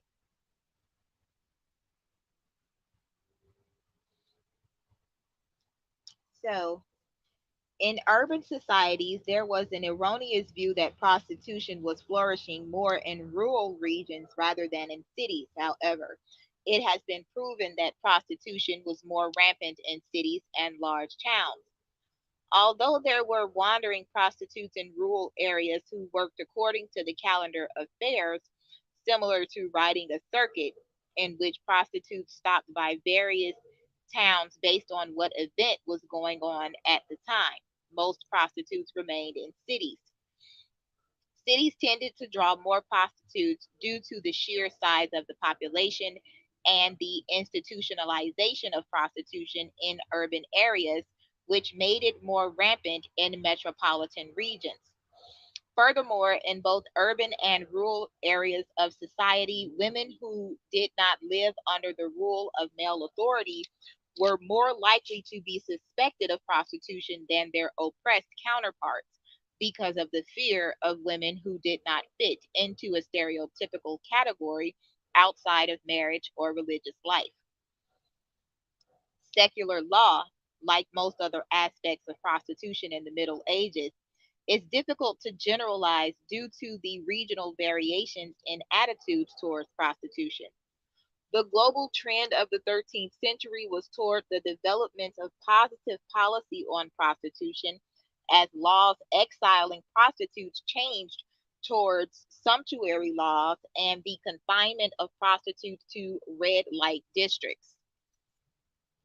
Sumptuary laws became the regulatory norm for prostitutes and included making courtesans wear a shoulder knot of a particular color as a badge of their calling, to be able to easily distinguish the prostitute from a respectable woman in society. The color that designated them as prostitutes could vary from different earth tones to yellow, as was usually designated as a color of shame in the Hebrew community.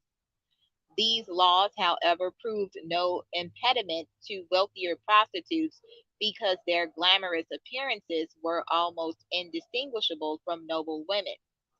In the 14th century, London prostitutes were only tolerated when they wore yellow hoods. Although brothels were still present in most cities and urban centers and could range from private bordelages run by a procuress from her home to public baths and centers established by municipal legislation for only centers for prostitution, legally allowed were the institutionalized and publicly funded brothels. This did not prevent illegal brothels from thriving. Brothels theoretically banned the patronage of married men and clergy, but it was sporadically enforced, and there is evidence of clergymen present in brawls that were documented in brothels. Thus, the clergy were at least present in brothels at some point or another. Brothels also settled the obsessive fear of the sharing of women and solved the issue of collective security.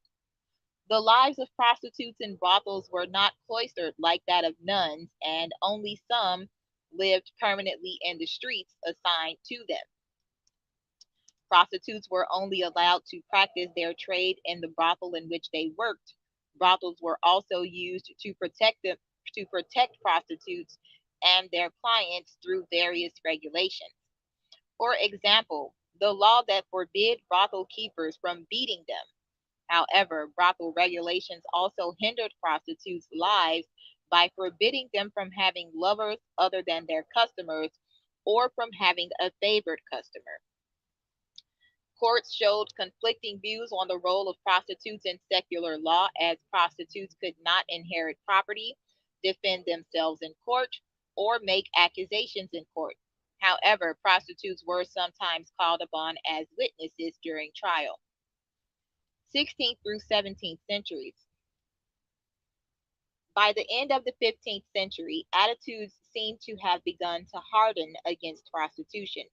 An outbreak of syphilis in Naples, 1494, which later swept across Europe and which may have originated from the Columbian Exchange, and the prevalence of other sexually transmitted diseases from the earlier 13th century may have been causes of this change in attitude. By the early 16th century, the association between prostitutes, plague, and contagion emerged, causing brothels and prostitution to be outlawed by secular authority. Furthermore, outlawing brothel keeping and prostitution was also used to strengthen the criminal law system of the 16th century secular rulers. Canon law defined a prostitute as a promiscuous woman regardless of financial elements. The prostitute was considered a whore who was available for the lust of many men and was most closely associated with promiscuity.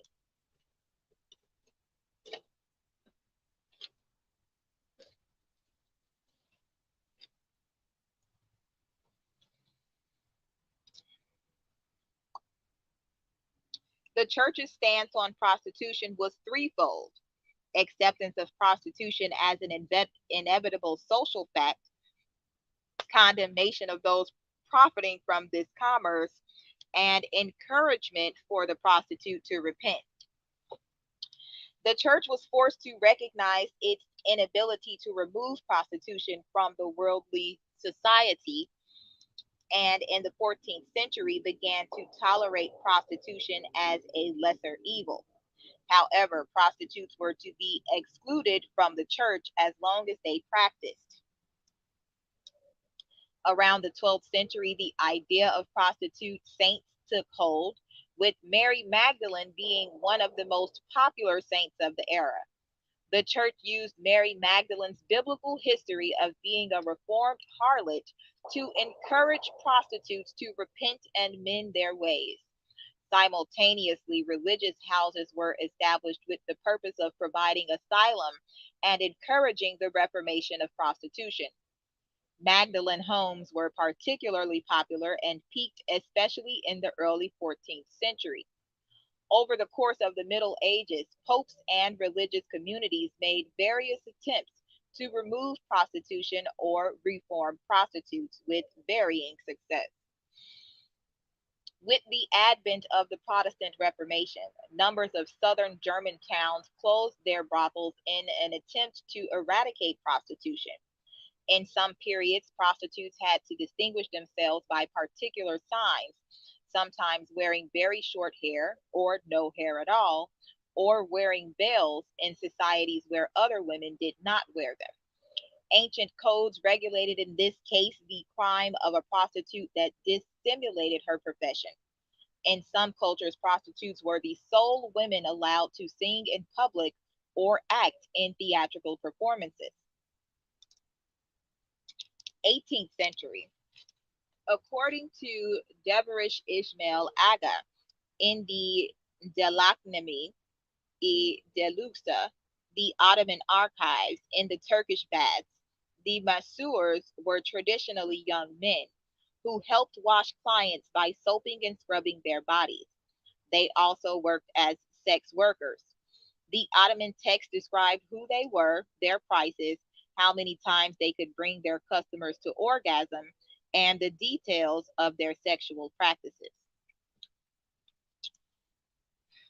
During the East India Company's rule in India from 1757 until 1857, it was initially fairly common for European soldiers serving in the presidency armies to solicit the services of Indian prostitutes, and they frequently paid visits to local Nach dancers for purposes of a sexual nature. As European females began arriving to the Indian subcontinent in large numbers from the early to mid 19th century, it became increasingly uncommon for European soldiers to visit Indian prostitutes, and interracial relationships became taboo altogether after the events of the Indian Rebellion in 1857. 19th century. In the 19th century, legalized prostitution became the center of public controversy as the British government passed the Contagious Diseases Act, legislation mandating pelvic examinations for suspected prostitutes. They would remain in force until 1886. The French government, instead of trying to outlaw prostitution, began to view prostitution as a necessary evil for society to function. French politicians chose to regulate prostitution, introducing a morals brigade onto the streets of Paris. A similar situation did in fact exist in the Russian Empire. Prostitutes operating out of government sanctioned brothels were given yellow internal passports signifying their status and were subjected to weekly physical exams. A major work, Prostitution, considered in its moral, social, and sanitary aspects, was published by William Acton in 1857, which estimated that the County of London had 80,000 prostitutes and that one house in 60 was serving as a brothel. Leo Tolstoy's novel Resurrection describes legal prostitution in 19th century Russia. During this period, prostitution was also very prominent in the Barbary Coast, San Francisco, as the population was mainly men, due to the influx from the gold rush. One of the more successful madams was Belle Cora, who inadvertently got involved in a scandal involving her husband, Charles Cora, shooting U.S. Marshal William H. Richardson. This led to the rise of new statutes against prostitution, gambling, and other activities seen as immoral. In Latin America and the Caribbean, sex worker movements date back to the late 19th century in Havana, Cuba, a catalyst in the movement being a newspaper published by Havana sex workers. This publication went by the name of La Cebola, created by Las Horizontales. 20th century, 10-4. The leading Marxist theorists opposed prostitution. Communist governments often attempted to repress the practice immediately after obtaining power, although it always persisted. In most contemporary communist states, prostitution remained illegal but was nonetheless common. The economic decline brought about the collapse of the Soviet Union led to increased prostitution in many current and former communist countries. Originally, prostitution was widely legal in the United States. Prostitution was made illegal in almost all states between 1910 and 1915, largely due to the influence of the Women's Christian Temperance Union. On the other hand, prostitution generated much national revenue in South Korea, hence, the military government encouraged prostitution for the U.S. military. In 1956, the United Kingdom introduced the Sexual Offences Act 1956. While this law did not criminalize the act of prostitution in the United Kingdom itself, it prohibited such activities as running a brothel. Soliciting was made illegal by the Street Offences Act 1959. These laws were partly repealed and altered by the Sexual Offences Act 2003 and the Policing and Criminal Act 2009. Beginning in the late 1980s, Many states in the U.S. increased the penalties for prostitution in cases where the prostitute is knowingly HIV positive. Penalties for felony prostitution vary, the maximum sentences of typically 10 to 15 years in prison. Sex tourism emerged in the late 20th century as a controversial aspect of Western tourism and globalization. In the 21st century, Afghans revived a method of prostituting young boys, which is referred to as vaka bazi. Since the breakup of the Soviet Union, thousands of Eastern European women end up as prostitutes in China, Western Europe, Israel, and Turkey every year. Some enter the profession willingly, many are tricked, coerced, or kidnapped, and often experience captivity and violence. There are tens of thousands of women from Eastern Europe and Asia working as prostitutes in Dubai. Men from Saudi Arabia and the United Arab Emirates form a large proportion of the customers.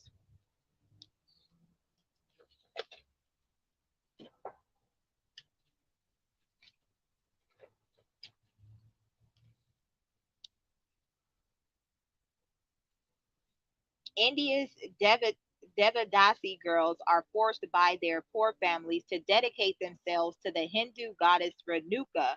The BBC wrote in 2007 that Devadasis are sanctified prostitutes. Historically and currently, church prostitutes exist, and the practice may be legal or illegal depending on the country, state, or province. Economics. Prostitutes' salaries and payments fluctuate according to the economic conditions of their respective countries. Prostitutes who usually have foreign clients, such as business travelers, depend on good foreign economic conditions. Payment may vary according to regulations made by pimps, or brothel keepers, madams, and procurers, who usually take a slice out of a prostitute's income. Prices may further depend on demand. Popular high-end prostitutes can earn significant amounts of money, upwards of 5,000 per client, and virgins may receive even higher payments. Laws.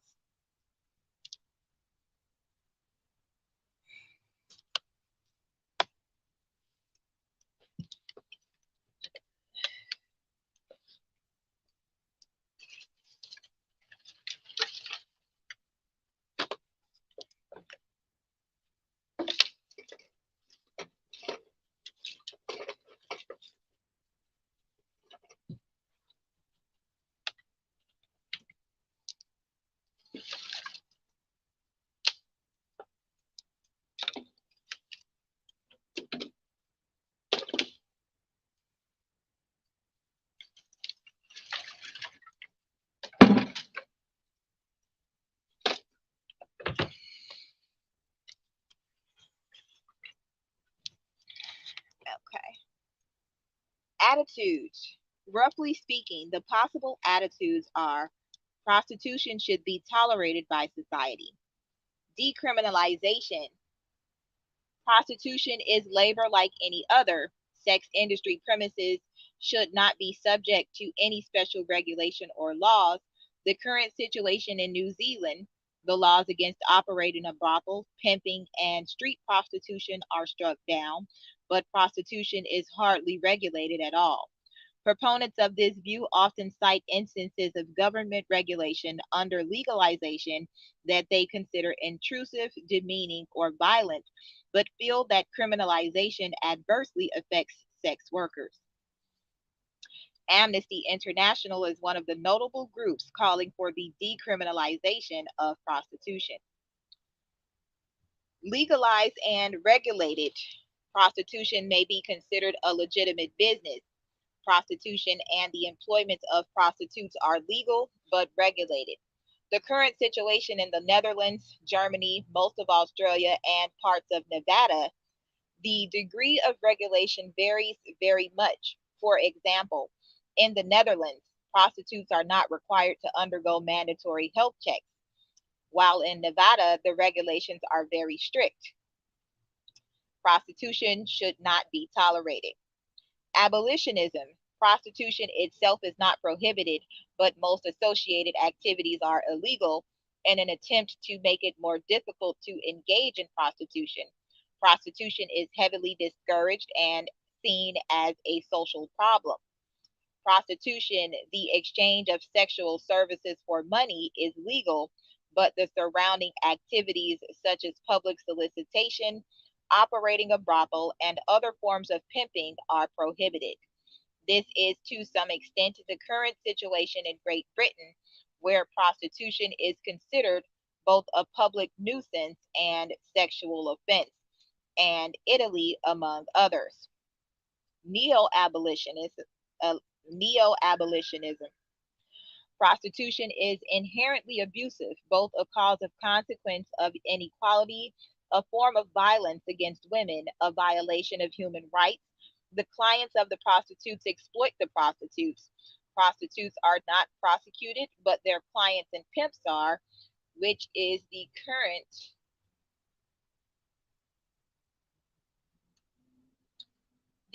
situation in Sweden, France, Norway, and Iceland. In Norway, the law is even more strict, forbidding also having sex with a prostitute abroad. Prohibitionism. Both prostitutes and clients are criminalized and are seen as immoral. They are considered criminals. The prevailing attitude nearly everywhere in the United States, with a few exceptions in some rural Nevada counties, hence why Nevada is or Las Vegas is called Sin City. We'll go over that later. In some countries, there is controversy regarding the laws applicable to sex work. For instance, the legal stance of punishing pimping while keeping sex work legal but underground and risky is often denounced as hypocritical. Opponents suggest either going to full abolition route and criminalize clients or making sex work a regulated business. Many countries have sex worker advocacy groups that lobby against criminalization and discrimination of prostitutes. These groups generally oppose Nevada style regulation and oversight, stating that prostitution should be treated like other professions. In the United States of America, one such group is Coyote, an abbreviation for Call Off Your Old Tired Ethics, and another is the North American Task Force on Prostitution.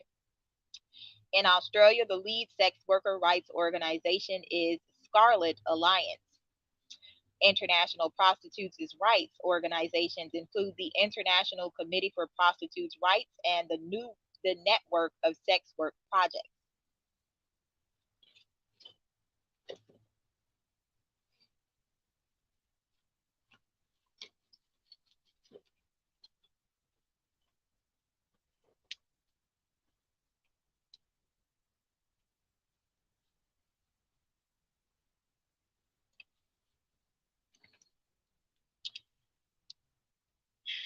Other groups, often with religious backgrounds, focus on offering women a way out of the world of prostitution while not taking a position on the legal question. Prostitution is a significant issue in feminist thought and activism. Many feminists are opposed to prostitution, which they see as a form of exploitation of women and male dominance over women, and as a practice that is the result of the existing patriarchal societal order. These feminists argue that prostitution has a very negative effect both on the prostitutes themselves and on society as a whole, as it reinforces stereotypical views about women who are seen as sex objects which can be used and abused by men. Other feminists hold that prostitution can be a valid choice for the women who choose to engage in it. In this view, prostitution must be differentiated from forced prostitution, and feminists should support sex worker activism against abuses by both the sex industry and the legal system.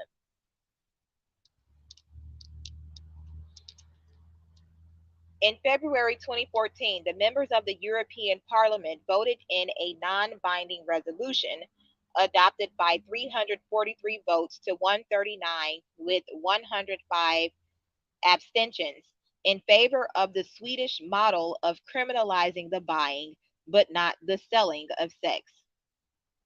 Legality. The position of prostitution and the law varies widely worldwide, reflecting differing opinions on victimhood and exploitation, inequality, gender roles, gender equality, ethics and morality, freedom of choice, historical social norms, and social cost and benefits. Legal themes tend to address four types of issues: victimhood, including potential victimhood, ethics of morality, freedom of choice, and general benefit or harm to society, including harm arising indirectly from matters connected to prostitution. Prostitution may be considered a form of exploitation in Sweden, Norway, Iceland, where it is illegal to buy sexual services but not to sell them. The client commits a crime but not the prostitute. A legitimate occupation in Netherlands, Germany, where prostitution is regulated as a profession, or a crime, many Muslim countries where the prostitutes face severe penalties. The legal status of prostitution varies from country to country, from being legal and considered a profession to being punishable by death. Some jurisdictions outlaw the act of prostitution, the exchange of sexual services for money.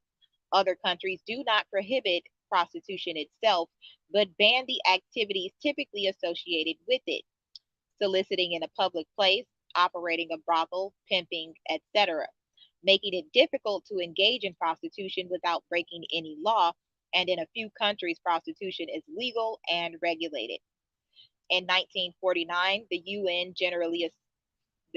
General Assembly adopted a convention stating that prostitution and the accompanying evil of the traffic in persons for the purpose of prostitution are incompatible with the dignity and worth of the human person, requiring all signing parties to punish pimps and brothel owners and operators, and to abolish all special treatment or registration of prostitutes.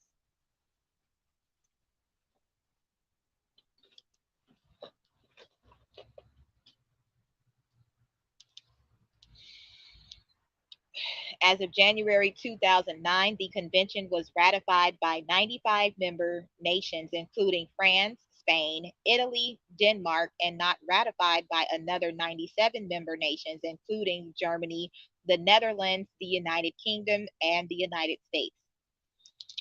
Advertising. In countries where prostitution is legal, advertising it may be legal, as in the Netherlands, or illegal, as in India. Covert advertising for prostitution can take a number of forms: by cards in news agents' windows, by cards placed in public telephone enclosures, so called tart cards, by euphemistic advertisements in regular magazines and newspapers, for instance, talking of massages or relaxation, in specialist contact magazines, or via the internet. In the United States, massage parlors serving as a cover for prostitution may advertise quote unquote full service, a, a euphemism for coitus. In Las Vegas, prostitution is often promoted overtly on the Las Vegas Strip by third party workers distributing risque flyers with the pictures and phone numbers of escorts, despite the fact that prostitution is illegal in Las Vegas and Clark County.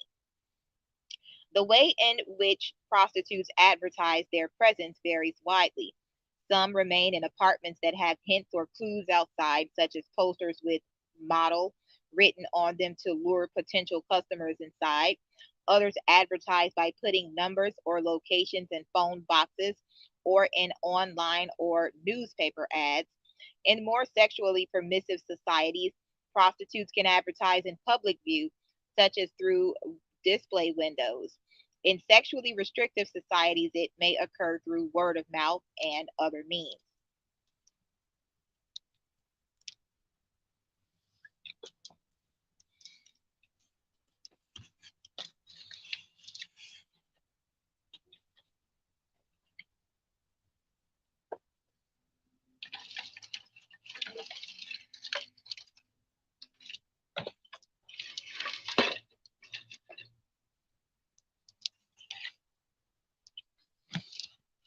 Survival sex. Survival sex is when the prostitute is driven to prostitution by a need for basic necessities such as food or shelter. Drug addiction is associated with increased odds of survival sex work. Homeless. Researchers estimate that of homeless youth in North America, 1 in 3 has engaged in survival sex. In one study of homeless youth in Los Angeles, about 1/3 of females and half of males said they had engaged in survival sex. Refugees. Survival sex is common in refugee camps, in internally displaced persons camps in northern Uganda, where 1.4 million civilians have been displaced by conflict between Ugandan government forces and the militant Lord's Resistance Army. Human Rights Watch reported in 2005 that displaced women and girls were engaging in survival sex with other camp residents, local defense personnel, and Ugandan government soldiers. Illegal migrants. A difficulty facing migrant prostitutes in many developed countries is the illegal resident status of some of these women. They face potential deportation and so do not have recourse to the law. Hence, there are brothels that may not adhere to the usual legal standards intended to safeguard public health and the safety of the workers. The immigration status of the persons who sell sexual services is, particularly in Western Europe, a controversial and highly debated political issue.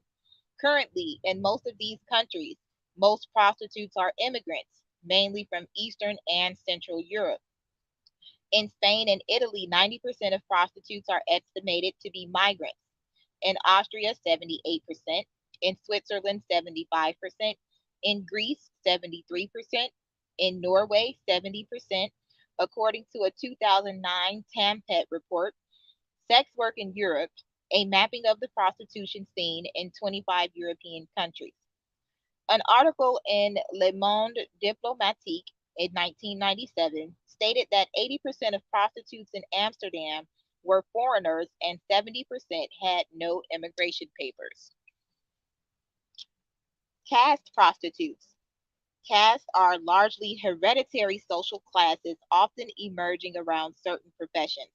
Lower castes are associated with professions considered unclean, which has often included prostitution. In pre-modern Korea, some women from the lower caste Sheonmin, known as Kisang, were trained to provide entertainment, conversation, and sexual services to men of the upper class. In South Asia, castes associated with prostitution today include the Bidiyas, the Purna caste, the Bankata, the Nat caste, and in Nepal, the Badi people. Elderly. Prostitution among the elderly is a phenomenon reported in South Korea where elderly women, called Bacchus ladies, turn to prostitution out of necessity. They are called that because many also sell the popular Bacchus energy drink to make ends meet. State pensions of about 200,000 won or whatever, US $168, provide a basic income but are often not enough to cover the rising medical bills of old age. It first arose after the 1997 Asian financial crisis when it became more difficult for children and grandchildren to support their elders. Clients tend to be more senior. The use of erection inducing injections with reused needles has contributed to the spread of sexually transmitted diseases. Forced prostitution.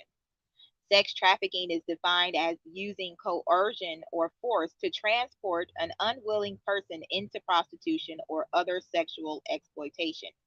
The United Nations stated in 2009 that sex trafficking is the most commonly identified form of human trafficking and estimates that about 79% of human trafficking reported is for prostitution, although the study notes that this may be the result of statistical bias and that sex trafficking tends to receive the most attention and be the most visible. Sex trafficking has been described by Kul Gatum, Deputy Executive Director of UNICEF, as the largest slave trade in history. It is also the fastest growing criminal industry, predicted to outgrow drug trafficking. While there may be a higher number of people involved in slavery today than at any time in history, the proportion of the population is probably the smallest in history. Annually, according to U.S. government sponsored research completed in 2006, approximately 800,000 people are trafficked across national borders, which does not include millions trafficked within their own countries. Approximately 80% of transnational victims are women and girls, and up to 50% are minors, estimated the U.S. Department of State in a 2008 study in reference to the number of people estimated to be victims of all forms of human trafficking.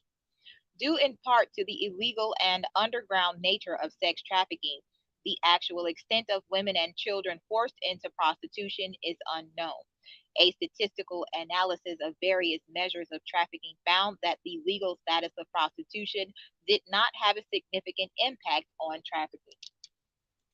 Children are sold into the global sex trade every year. Often they are kidnapped or orphaned, and sometimes they are sold by their own families. According to the International Labor Organization, the occurrence is especially common in places such as Thailand, the Philippines, Sri Lanka, Vietnam, Cambodia, Nepal, and India. Globally, forced labor generates an estimated $31 billion. About half of it in the industrialized world and around one-tenth in transitional countries. According to the International Labor Organization, ILO, in a report on forced labor, a global alliance against forced labor, ILO, May 11, 2005. Trafficking in people has been facilitated by factors such as porous borders and advanced communication technologies and has become increasingly transnational in scope and highly financially lucrative. The most common destinations for victims of human trafficking are Thailand, Japan, Israel, Belgium, the Netherlands, Germany, Italy, Turkey, and the US, according to a report by the UNODC or UN Office on Drugs and Crime. Major sources of trafficked persons include Thailand, China, Nigeria, Albania, Bulgaria, Belarus, Moldova, and Ukraine. The use of children. Regarding the prostitution of children, the laws on prostitution as well as those on sex with a child apply. If prostitution in general is legal, there is usually a minimum age requirement for legal prostitution that is higher than the general age of consent. See, although some countries do not single out patronage of child prostitution as a separate crime, the same act is punishable as sex with an underage person. In India, the federal police say that around 1.2 million are believed to be involved in prostitution. A CBI statement said that studies and surveys sponsored by the Ministry of Women and Child Development estimated that about 40% of all India's prostitutes are children. In Bangladesh, child prostitutes are known to take the drug oradisone, also known as dexamethasone, the over the counter steroid usually used by farmers to fatten cattle, makes child prostitutes look larger and older. Charities say that 90% of prostitutes in the country's legalized brothels use the drug. According to social activists, the steroid can cause diabetes, high blood pressure, and is highly addictive. Thailand's Health System Research Institute reported that children in prostitution make up 40% of prostitutes in Thailand. Some adults travel to other countries to have access to sex with children, which is unavailable in their home county. Cambodia has become a notorious destination for sex with children. Thailand is also a destination for child sex tourism. Several Western countries have recently enacted laws with extraterritorial reach, punishing citizens who engage in sex with minors in other countries. As, a, as the crime usually goes undiscovered, these laws are rarely enforced. Socioeconomic issues. Disability. Prostitution is seen by some people with disabilities or some people with neurological differences, such as some on the autism spectrum, to be an effective way to have sexual experiences, find intimacy, and or receive human affection that may be difficult for them to come by via traditional means and that may be lacking in their lives. Lord. A poll of the Observer in 2008 indicated that 70% of Britons would not consider having sex with someone who has a physical disability. Some people that have disabilities are referred to prostitutes by friends or family, such as a parent or guardian, carers, or support workers. In 2021, a UK judge ruled that council care workers can help disabled people meet prostitutes without breaking the law.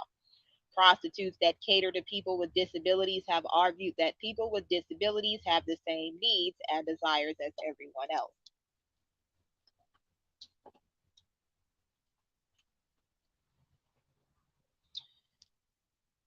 In some countries, such as Denmark and the Netherlands, access to sex workers for those with disabilities is funded by the state on the basis that sexuality is a human right and leads to improved well being for people with disabilities.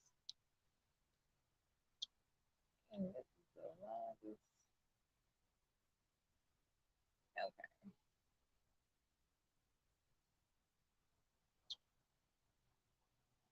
I'm going to end it here on extortion and we're going to pick it right back up tomorrow. That was a very interesting study. So stay tuned for more information on sexual immorality in the great land of Babylon. 2:22 on the clock, 10:33 at the time, 91% or 901. Thank you and good night. Don't forget to like, share, and subscribe. Don't forget to donate to the ministry, Sister for Sisters. Peace.